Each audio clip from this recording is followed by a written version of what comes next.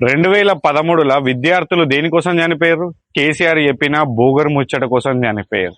ఇంటింటికి ఒక నౌకరి అని అంటే తెలంగాణ బాగుపడుతుందని ఎంతో మంది అమరులయ్యారు. గుర్తుపెట్టుకోవాల్సిన విషయం ఇది. కనీసము 10 ఏళ్ళు లీడ్ చేసినప్పుడు అమరుల కోసమైనా కూడా విద్యారంగానికి ఉద్యోగాలు ఇద్దామని చెప్పి ఎలాంటి ఆలోచన లేకుండా వాళ్ళ సంతోషాల కోసం బ్రతికింది బీఆర్ఎస్ పార్టీ. కానీ దాన్ని క్వశ్చన్ చేయడానికి ఆ రోజులలో ఎవడు లేడు.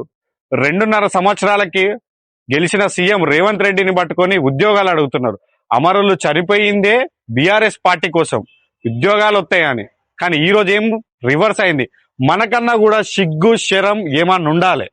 మనుషులమై పుట్టినాం కాబట్టి అడగాల్సింది రేవంత్ రెడ్డిని కాదు, కేసీఆర్ని. ఎందుకు అనంటే చెప్పిన బోగరు ముచ్చట్ల కోసమే అమరులయ్యారు.